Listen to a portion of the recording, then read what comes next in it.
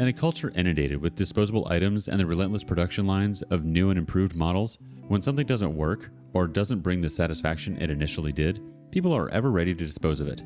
Relationships, like many things, are more easily disposed of than worked on. If a person's car breaks down, what do? Do they take it to the junkyard or to the mechanic? What does it say of a person, of a culture, when their relationship is more disposable than their car? Today on Our Space, we're going in for a tune-up. Our first OP learns about the return policy on engagement rings. Girlfriend, little boy, everything. So me and this girl I met at work have been dating for over a year. Around 6 months ago, we decided to move in together. She wants to buy a house first and quickly gets approved, but it takes about 5 months for solicitors to get their crap together. A friend of mine, also works with me, needed to move into town at short notice, as his other boss wants the house back and he has no lease or anything. So I said, I'll speak to the girlfriend and see when we're moving in together and he can have my flat. Anyway, I talked to my girlfriend and she says she wants a couple weeks to fix up the house before I move in. Ceilings need stripping and replastering, etc. I offer to stay at the house alone and get the work done and agree with the friend that I can stay another 2 weeks at the end of the month, and we agree with the landlord. Told my girlfriend I was giving notice and the dates so she could weigh in and all was good. I took 3 unpaid weeks off, fixed up the house, stripped and prepped all the walls, cleaned, family came up, 6-hour drive, and cleared the enormous garden of 8-foot-high bramble, the works. My friend signs a contract for the flat, and the following day my girlfriend says she can't have me move in right now. It's too much. Please bear in mind, at this point for this last 4 months or so, I've only been spending 3 nights a fortnight at my flat because I've been at her old house with her and her little boy, so I've pretty much been living with them anyway, but I said okay, and she drove off. Doesn't speak to me for days. Breaks up with me a few days later. 2 days later, a guy from work tells me she's been seeing someone else for a while. Him and another guy from work found out a few days prior and gave him the weekend to tell me or they would. He lied to me, so they told me. Here's the kicker. It's the guy I gave my flat to. So now I'm homeless and that flat was £200 a month cheaper than anywhere else. Even better, I had a word with the landlord who I got on great with and managed to get £25 a month taken off the rent for the other guy because I know he's struggling with money. Not allowed to see the little boy I've been raising almost half his life because it's confusing to have men come in and out of his life, but less than 2 weeks from the split, the new guy is going to the park with him. But it's okay, guys. They're not in a relationship. They're just really good friends. Also, 3 weeks later, she tells me it's too soon to be dating. Madness. So now I've got a £1,700 engagement ring to return and an £800 ring that's too late for return. At least it covers part of the deposit for my next place when I find one. Yes, we all still work together. I am staying very friendly with the both of them, and they are so scared I'm going to snap because I'm too calm. Honestly, they might be right. Edit. This crap all went down a few weeks ago, so quick update. Within a couple days of this, I secured a new job. Half the hours, almost double the pay. I've got 2 degrees and I was working a crappy job because I was comfortable cruising. Still working 1 day a week at the old one for the free perks. Everyone knows what happens at this point. Called the guy out at work. He's never going to live it down. My old neighbors have said they're more than capable of making the guy's life very difficult, as have hers, who I made friends with while fixing up the house in her absence. Got myself a massive upgrade to rent through the old landlord, great guy, and through a financial advisor it turns out I can afford a decent sized mortgage, enough for 3-bed properties in my area. Crappy situation turned into the kick up the arse I needed to get my crap together. Onwards and upwards. Also, to clarify, I think a couple people missed some sarcasm in the original post, and I'm staying friendly with them specifically because they're scared I'm gonna snap. The satisfaction is unbelievable, and everyone that works there is feeding their anxiety over it. I want to see how long before they quit. The community reactions starts off with Zephram71. That witch used you to get free work on the house. They should be nervous. Abbreviations old 5833 says, oh dang, they acted like it was some revenge. OP says, it was brutal. They claimed the breakup, the cheating, and the flat were all totally unrelated.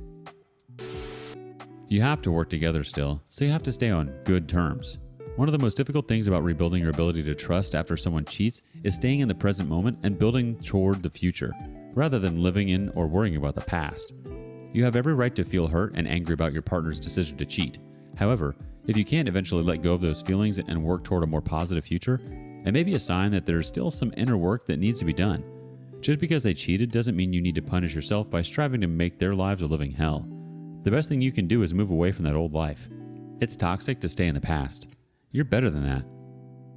Tell us your thoughts in the comments below. Meanwhile, our next OP has to drop some dead weight. My stepdad cheated on my mom.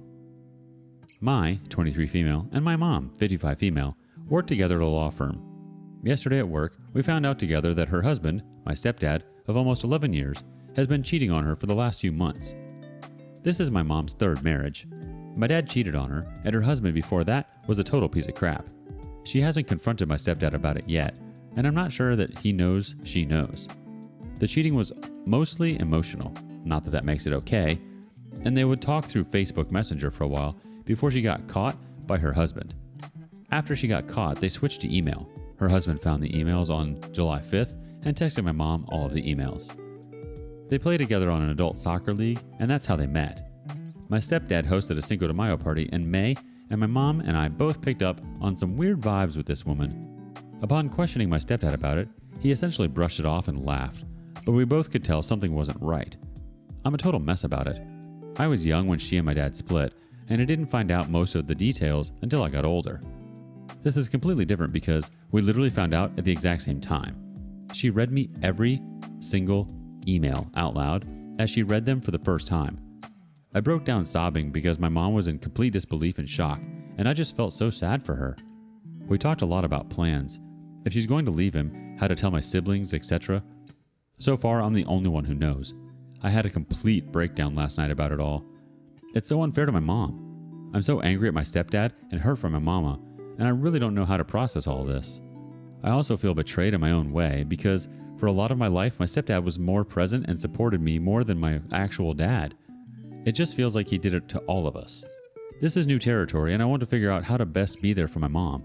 Any and all advice is appreciated. Thank you. Edit. I wanted to add that in the emails to the other woman, my stepdad talks about divorcing my mom and not being happy and her not putting effort into the relationship and a bunch of BS like that. According to the other woman's husband, all communication between her and my stepdad is over. However, we're both wondering what that means and if he still feels that way about her or if it was only because of the other woman. Our first community reaction comes from Bob Barker Forever. Encourage her to seek some individual counseling. Cheating is always the fault of the cheater. She's not wrong that she's the common denominator. Her picker is broken. But that's not where she should be focusing. Aim her at her righteous anger and a sensible planning for the future. Info. Does she have children with this man? DOP replies, it's so funny you said her picker is broken, because that is word for word what she said. No, she does not have children with him. She could arguably divorce him and never see him ever again, which is a big change from when she and my dad divorced. Next reaction from Fit Acadia 8074. Sounds like you and your mom have everything settled. I wish y'all the best to get rid of dead weight. Plus, how good of the other husband to notify you guys. Hard for both of y'all, but need to move forward. Best of luck. Overcounter 8 chimes in too. He did betray all of you, the entire family. The only way is by supporting your mom and try convincing her to confront him for her own health and all of you. She really needs to get out of that relationship. He has clearly lost respect for her, the family, and her boundaries. You need to talk to your siblings if they are old enough to understand this. Then you need some therapy, some for your mom. I'm so sorry that this has happened to you and your mother. You have every right to feel betrayed, OP. Nobody deserves to have that happen once, never mind twice.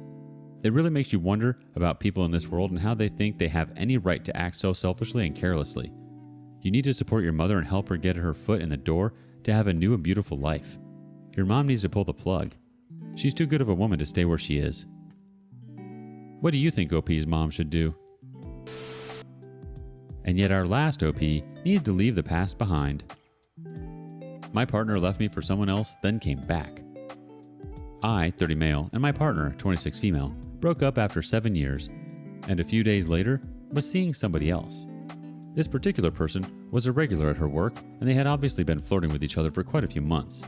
He was married and had told my partner at the time he had left his wife, so while he was having a fling with my then ex, he was still married. They were seeing each other for about 2 months until everything came crashing down.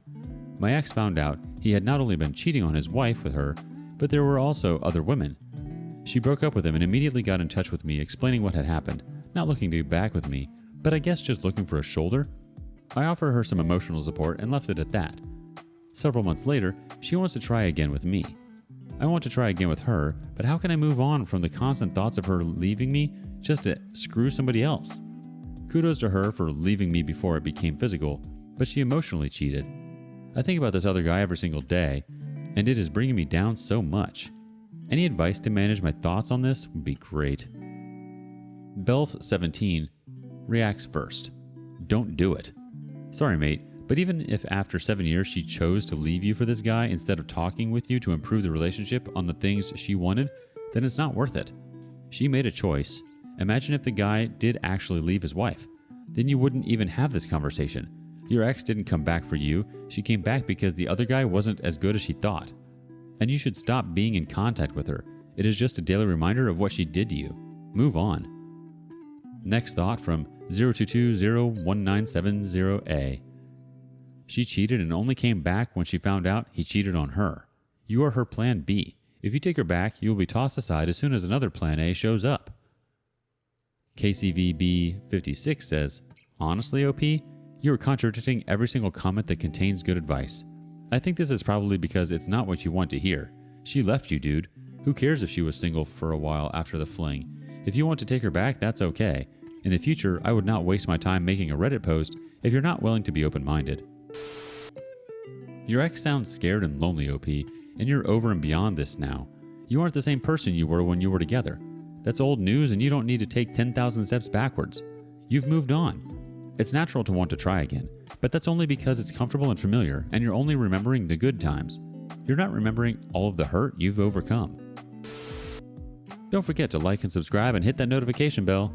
Also, please let us know what you thought of today's content. Until next time.